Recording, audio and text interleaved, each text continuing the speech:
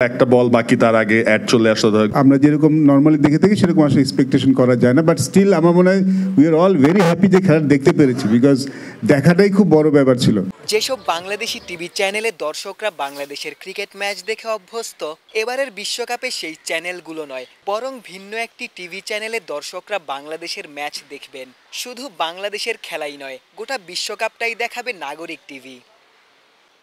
বিশ্বকাপের আগে বাংলাদেশ এবং যুক্তরাষ্ট্রের মধ্যকার 3 ম্যাচের টি-20 সিরিজও দেখাচ্ছে নাগরিক টিভি। এই সিরিজের প্রথম ম্যাচের সম্প্রচার নিয়ে দর্শক মহলে ছিল নানান ক্ষোভ। নিম্নমানের প্রোডাকশন এবং ওভারের মাঝেই বিজ্ঞাপন। টিভি সম্প্রচারের প্রেস মিটে এ ব্যাপারে প্রশ্ন করা হলে নাগরিক টিভি কর্তৃপক্ষ কি বলছে? ওভার ধরেন 2 বল বাকি, 3 বল বাকি, আমরা অ্যাডে চলে যাচ্ছি। অবশ্যই বিজ্ঞাপন দরকার, কিন্তু তারপরে ওভারের মাঝখানে এটা খুবই এই চ্যালেঞ্জটা কিভাবে আপনারা ঠিক করবেন?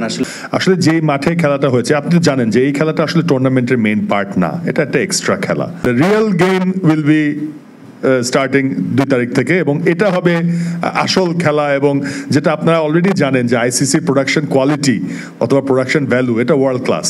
সো আমরা তাদের কাছ থেকেই ফিটটা পাবো।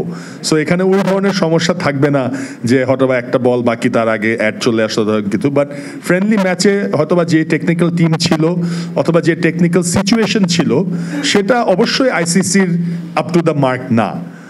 মাঠ এবং প্রোডাকশন সংক্রান্ত নানা প্রতিবন্ধকতা থাকার পরও এই সিরিজটি সম্প্রচারে দর্শকরা অন্তত বাংলাদেশের খেলা দেখতে পারছেন।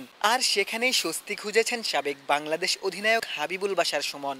আই ক্যান আন্ডারস্ট্যান্ড যে অবস্টাকলগুলি, বিকজ যেরকম গ্রাউন্ডে খেলা হয়েছে, যেই ফিডটা দেওয়া হয়েছে সেখানে আসলে আমরা যেরকম নর্মালি দেখে থাকি সেরকম আসলে এক্সপেকটেশন করা যায় না, বাট স্টিল আমার মনে হয় we are all very happy যে খেলা দেখতে পেরেছি, বিকজ দেখাটাই খুব বড় ব্যাপার ছিল। এর আগে কয়েকটা সিরিজ কিন্তু হয়েছে আমরা দেখতে পারিনি, অনেকভাবে অনেক কিছু দিয়ে, ইন্টারনেট দিয়ে।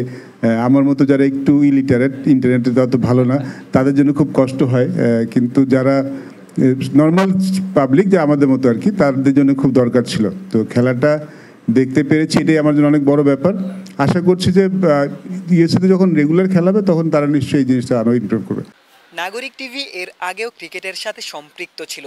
বিভিন্ন সময়ে দর্শকরা বাংলাদেশের ম্যাচ দেখেছেন বেসরকারি এই টিভি চ্যানেলে। ভবিষ্যতে জাতীয় দলের পাশাপাশি ঘরোয়া আসরের ম্যাচও দেখানোর প্রত্যাশা ঝরেছে ক্রিকেট অপারেশনস চেয়ারম্যান জালাল ইউনুসের কণ্ঠে।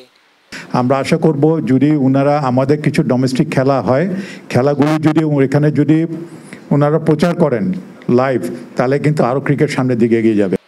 বাংলাদেশ যুক্তরাষ্ট্রের ম্যাচের প্রোডাকশন যেমনই হোক, বিশ্বকাপের ম্যাচগুলো আইসিসির প্রোডাকশনের। ফলে নাগরিক টিভিতেই দর্শকরা স্বাচ্ছন্দ্যে বিশ্বকাপ উপভোগ করবেন বলেই বিশ্বাস নাগরিক টিভি কর্তৃপক্ষের। ক্যামেরায় আমিনুল ইসলাম সুজনের সঙ্গে গোলাম সারোয়ার, ক্রিকেট 97।